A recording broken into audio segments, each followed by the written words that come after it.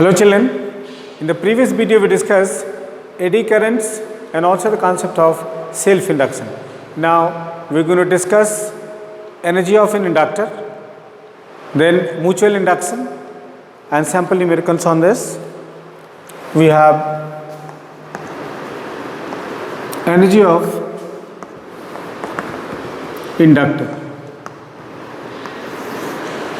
What is energy of an inductor? We'll see. See children, suppose we have a solenoid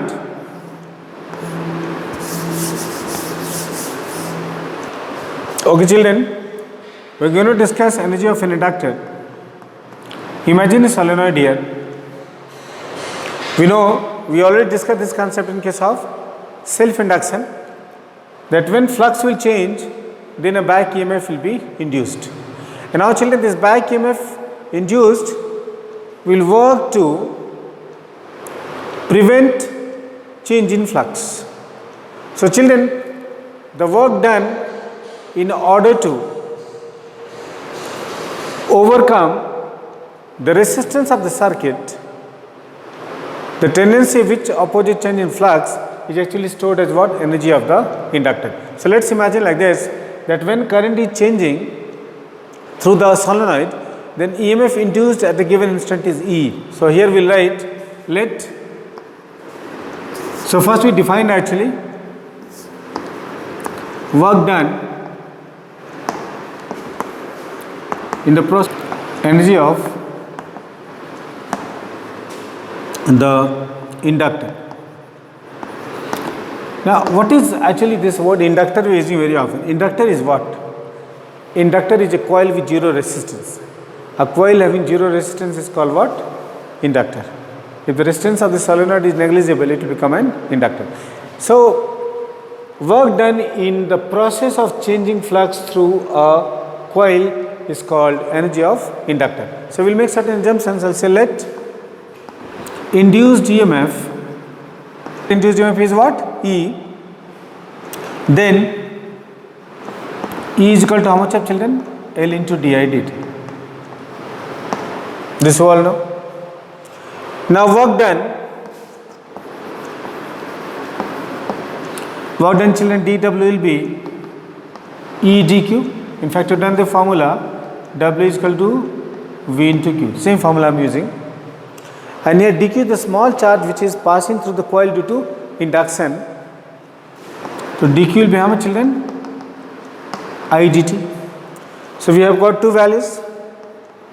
One is E is equal to L into di dt. We will take only the magnitude of E here, and dW is equal to E dq. So we got these two equations, and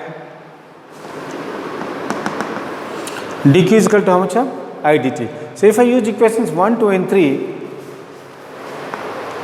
use 1, 2 and 3, then what do you get?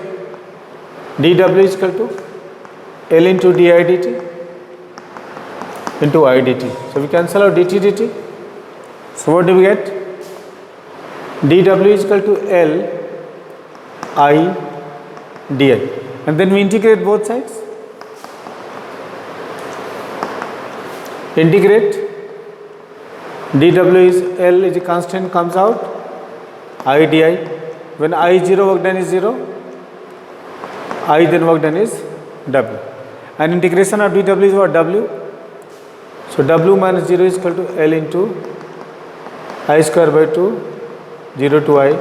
So we get W is equal to half L into I square. And then we said work done is equal to the energy of the inductor. Therefore energy of inductor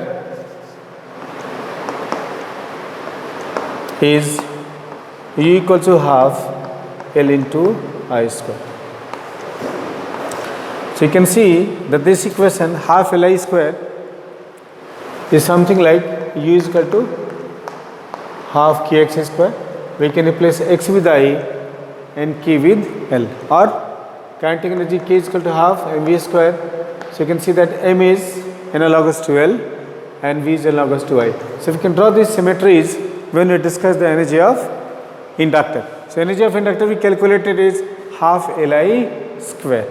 Clear? Now children, once we got energy of inductor, then we move on to mutual inductance of two coils. Okay? Mutual inductance. Mutual induction now children. Remember, for induction to take place, the criteria is there has to be change of flux. Right? Now imagine a situation in which I have two coils. One coil is this. One coil is this. Suppose I connect it to a battery. And then I connect it to a key. And then I place another coil here. In this coil, I will connect nothing but to a galvanometer. First coil, I have connected a battery. In the second coil, I have not connected anything. I have only connected a galvanometer. And you know what a galvanometer does?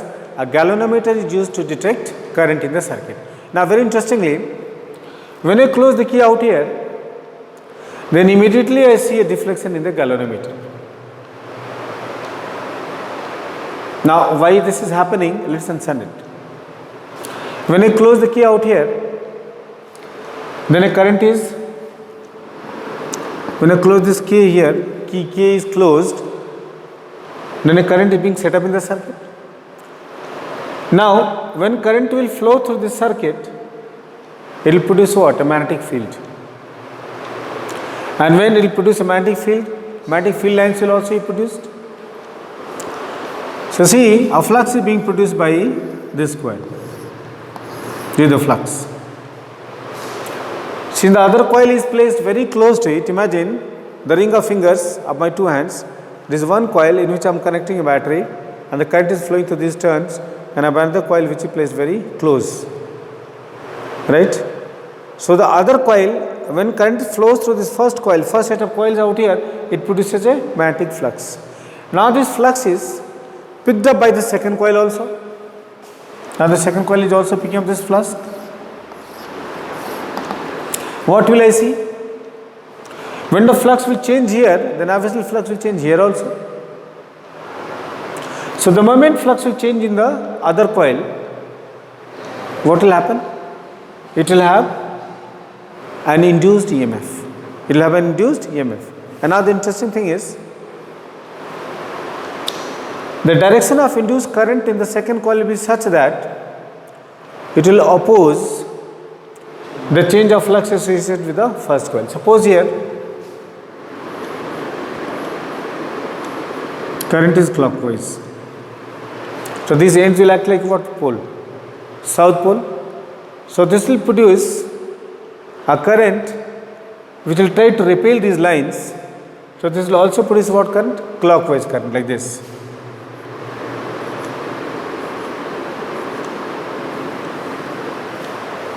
This is very interesting phenomenon.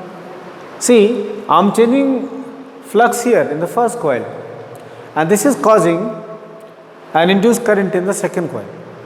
And nature of the induced current in the second coil is such that it opposes change of flux associated with the first coil. If the flux will be more here, flux will be more here also. If flux will be less here, so when the flux will be increasing, it will try to cancel the flux. And when flux will be decreasing, suppose I switch off the current, a current starts what? Decreasing.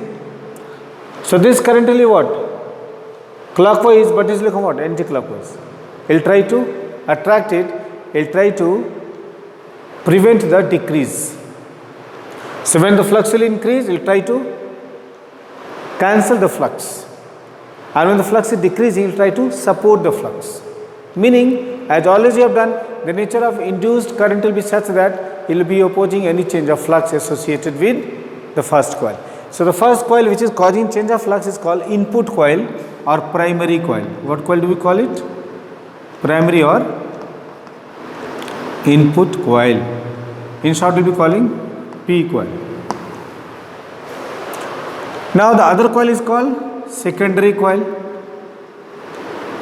Secondary can also call it what? Output coil. So see, this phenomenon is not property of one coil, it is property of two coils or two solenoids.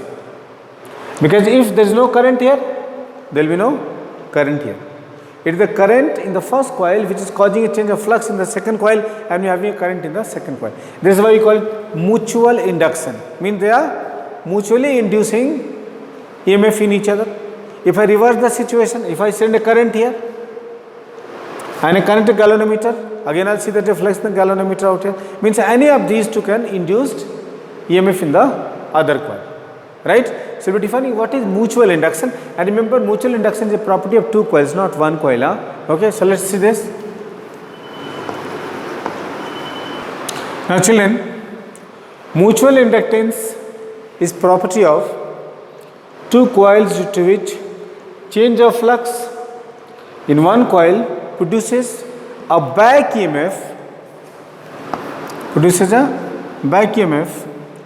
in the other coil, which opposes change of flux. Clear? So, the first coil which is carrying current is called what? Primary coil, and the second coil which is having induced EMF is called what coil? Secondary coil. Clear? Now, let us see on what factors does it depend. Actually, the current or EMF which is produced in secondary coil depends upon the current which is flowing through the primary coil. So, we will say like this, if flux, first if current through primary coil is I, now this I is instantaneous current, remember it is not uniform, it is a variable current, instantaneous current is I, and flux through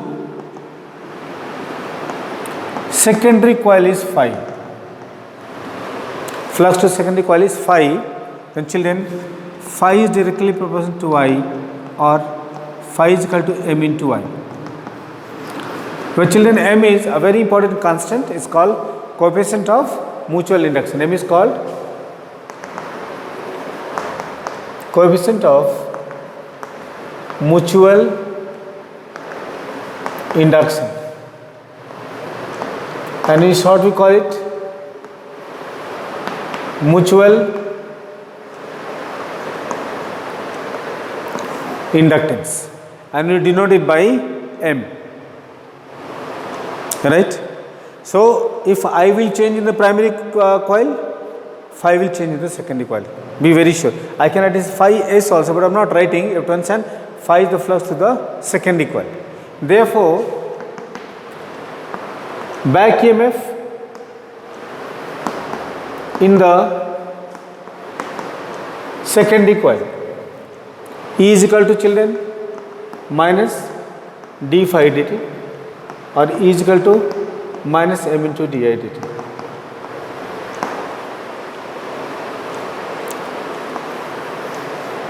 Where negative signs show the nature of the induced EMF. Now children,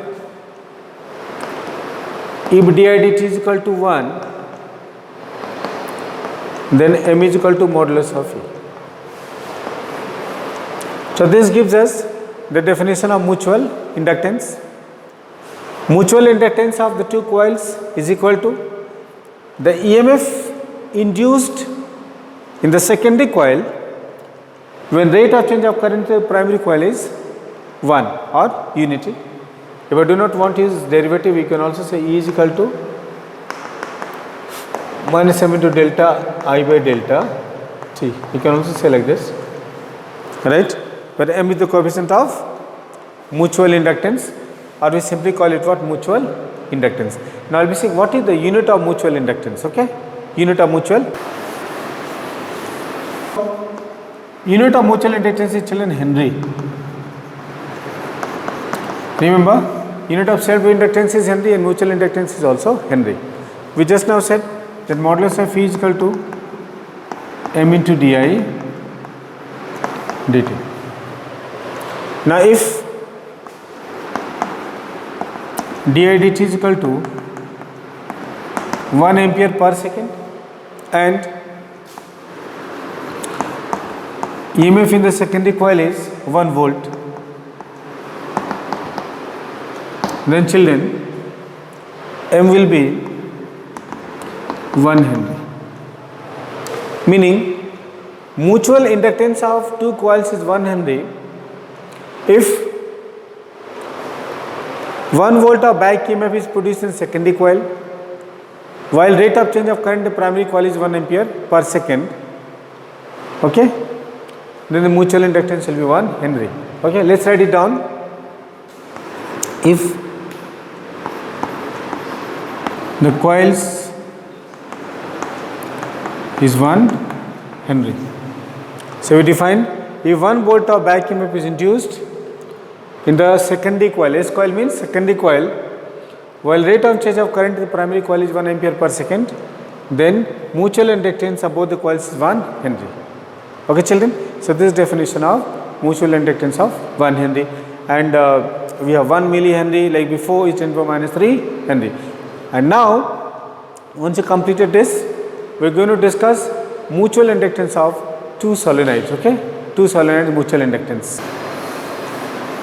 Now children, we are going to discuss mutual inductance of two solenoids. There are two solenoids you can see here. Option 1 solenoid here with a pink chalk, that is the inner solenoid. Imagine like this. I have a cylindrical core out here, and then I am winding up the first solenoid on it. There is cylindrical frame, I am winding up the first solenoid, then I am insulating, and on top I am putting another solenoid. You can see the outer solenoid is marked with what? Yellow color. You can see with the pink solenoid here, that is the inner solenoid. We have connected a battery, there is a key out here, and on top of this, after insulating I am putting the what? Outer solenoid, which is the secondary solenoid. Now the advantage of putting these two solenoids concentrically, the advantage is that the outer solenoid will be able to capture all the flux which is going to the first solenoid or the primary solenoid, like primary and secondary coil. So in our discussion, the pink color solenoid is what? The primary solenoid, and the yellow color solenoid is the secondary solenoid, and both the solenoids are placed concentrically to minimize any flux loss, right? So I will be making certain assumptions here.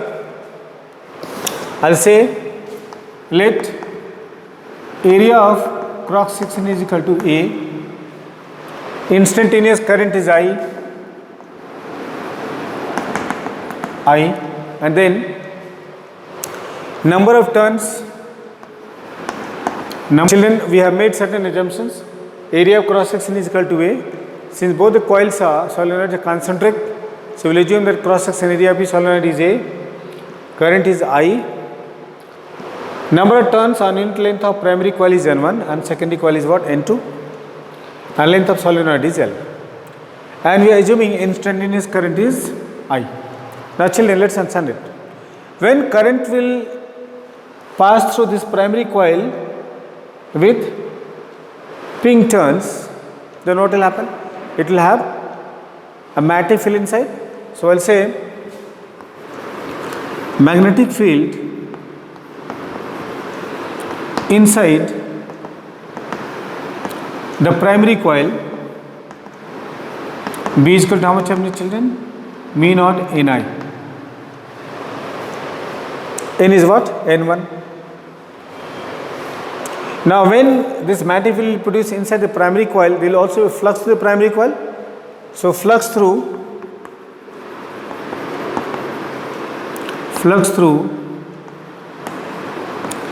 each turn of primary coil will be into A, it will be mu naught N1I into A.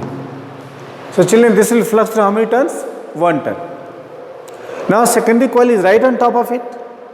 So we can assume that flux through each turn of the primary coil will be equal to flux through each turn of the secondary coil. So I know flux through each turn of the secondary coil, and total number of turns on the secondary coil I can calculate. On unit length is N2. So on length L will be what? N2 into L.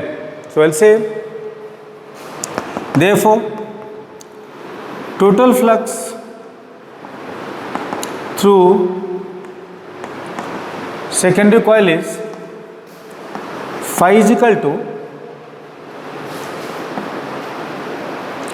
flux through each turn into number of turns on secondary coil. Then phi will be equal to flux through each turn is how much, children?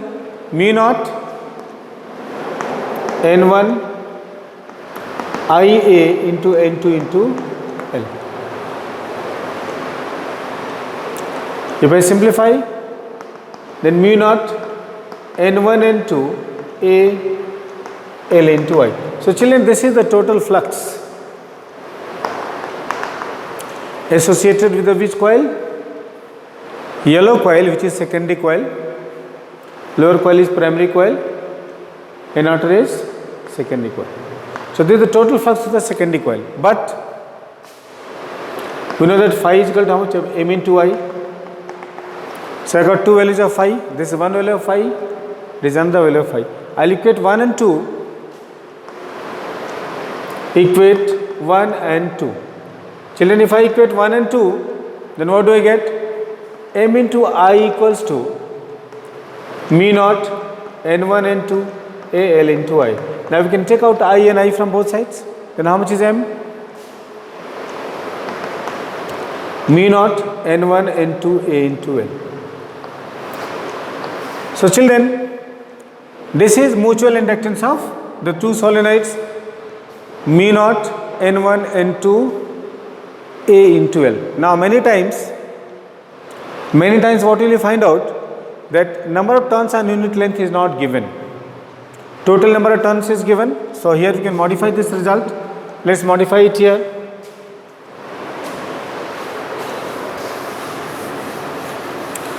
Now, but N1 is equal to total number of turns by L and N2 is equal to total number of turns on secondary by L.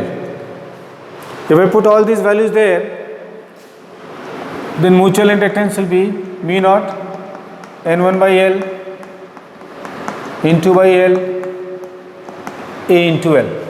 If we simplify, then how much do you get mutual inductance? Mu naught N1 N2 A by L. So children, we got two results. This result is in terms of total number of turns, and the first result we have got in terms of number of turns on unit length. So we understood, if I use the symmetry of results, suppose this is equation 3 and this is equation 4. So if I use the symmetry of this result, suppose yellow one becomes primary and pink one becomes secondary. Then N1 will become N2, N2 will become N1, and but still we get the what? Same results, like equation 3 and 4 cannot be changed. So we can say, from these two equations, using symmetry